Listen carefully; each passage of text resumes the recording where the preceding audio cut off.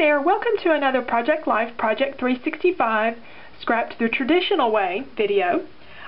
This week I concentrated my photo taking on more of a day in the life rather than a week. I actually took the photos on several different days, but I looked at activities that I did on a daily basis, and that's what I was trying to capture. I'm going to do the same thing for my husband on another week. And the way I want to arrange my pictures is to use one of the popular Sunburst designs, and I've decided to do it over the majority of the page, but not the entire page, because I want a place to tuck some journaling. I want to put my actual kind of a rough daily schedule and some thoughts on that tucked away, and not just something that people could see every time they flip through the album. Plus I have a lot of photos. Of course, I have my 7 photos that I've cropped. These are right now 2x2 photos. I'm probably going to mat these. And all of these divisions, of course, will be different pattern papers, and I have an embellishment up here that's actually going to be a way of showing what each of the sections mean, and you'll see that a little bit later on.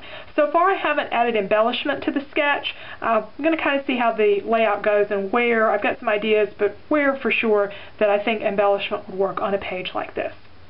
So first thing to do is to pick some papers. I've identified 2 possible paper collections to use, and I'm using a trick that I do when I'm working with fabric and I'm trying to figure out where I want to cut a design to get the best arrangement. I'm overlaying it with some, in this case, white paper and some craft paper around the edges to get an idea of how it's going to look. I fan the papers out, and you're only going to see, of course, a slice of them. So I have my photos laying on this set of papers. Now let's look at the other set.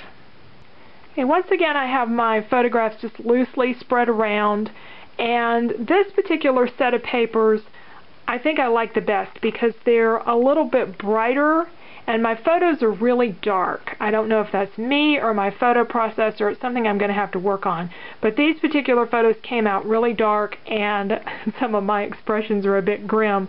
So I think I need the energy and the brightness from these papers to make this page work. Okay, I need to make a pattern for my Sunburst so I can cut each of my pieces of pattern paper. And I've marked on here how far down the center point is. It's 2.5 inches, and how far over I need to go to mark all my measurements. I did this in PowerPoint, and I used a grid and kind of just drew the lines as to what looked good to me, but I'll put these final measurements on the copy that goes on my blog and in the PDF where you have the sketch there as well. So you can use these measurements, or you can move the lines to whatever works for you. So I have a 10-inch by 12-inch piece of paper, and I've marked a line 2.5 inches, or marked 2.5 inches down. That's going to be the center point of each of the, where each of the Sunburst pieces comes to. And the next one goes 2.5 inches over.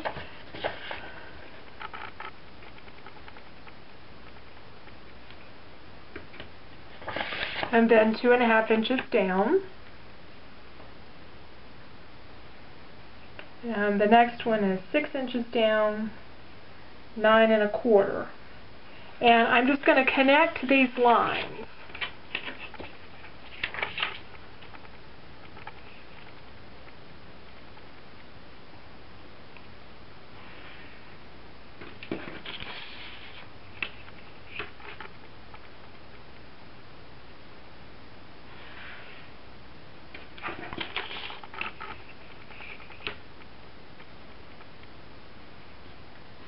I'm at 2 inches over and 5 3/4.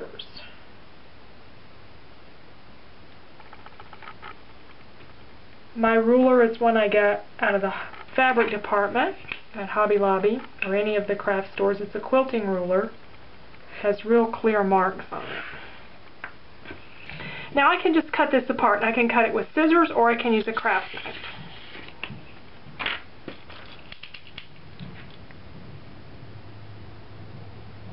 And before I cut it apart, I'm going to do one other thing. I'm going to label it. I think it will be easy to see where the pieces go, but just in case, I'm going to go ahead and put numbers on these. So it'll be easy to fit everything back together.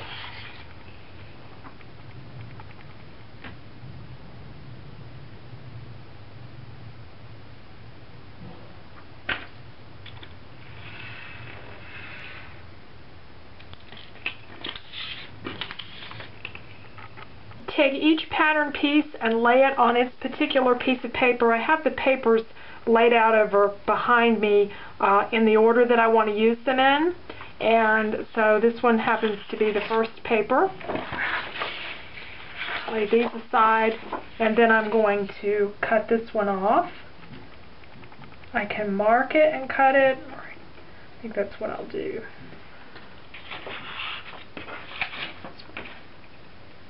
Pencil.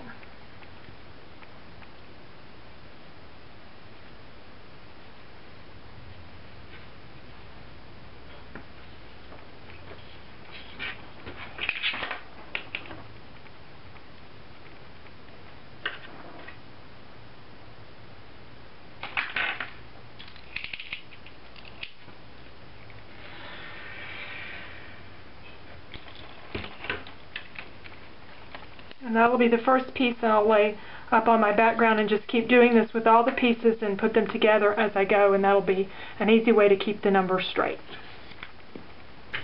Okay, I have all of my pieces of the Starburst cut and glued together on a background.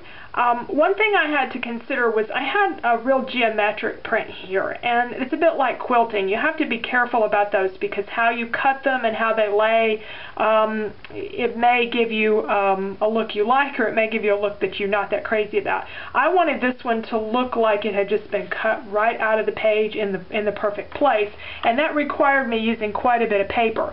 I had plenty of this paper. I wasn't concerned about it, but it's just something to think about as to when you start cutting how you're going to work with some of these real strong geometrics. All over sort of prints like these work great for a Starburst kind of design. It's not that you can't use them, it's just something you have to consider. The other thing to consider is that where you come together with all these points, again like quilting, it's tough to do those points and get them all to be perfect, so usually you have something over this. And that's actually what we're going to do next, because in the sketch I have this embellishment, so I want to show you how to make that. But don't worry about making all these points perfect. You're going to be covering those up. Fortunately, we don't have to sew them like you do on a quilt.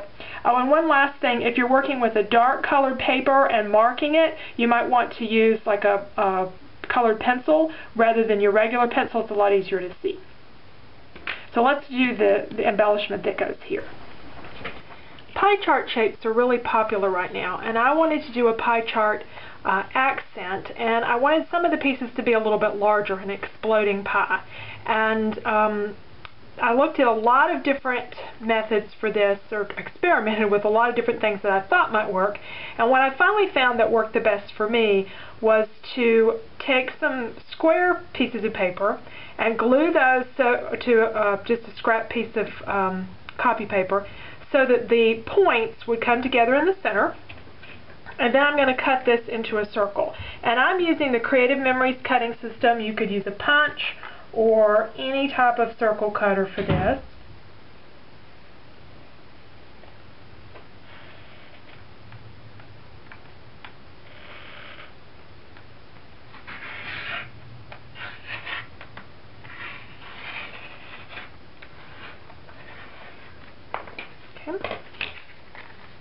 Alright, and then I'm going to add the additional pieces to my pie by making a pattern for them. I've cut a circle a size larger than this already, and I'm folding it in half.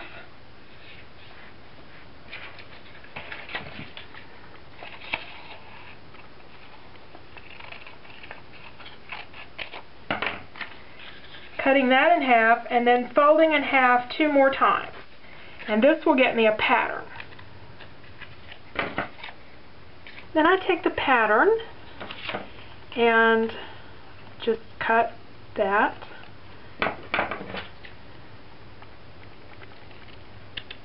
Larger piece of pie out of another color. And I'll glue it on, and got another one here that's already cut. And I may move one a little bit further over, one more in the middle. The idea is to get some different size pieces so that they're not all uniform. And that's my version of creating an exploding pie, but you could use any type of circle embellishment for this layout.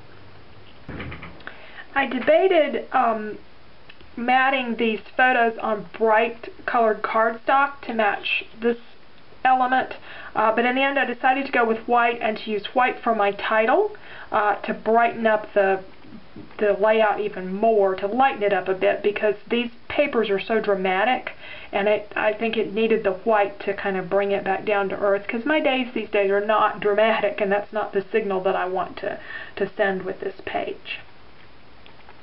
So I have some stickers for my title.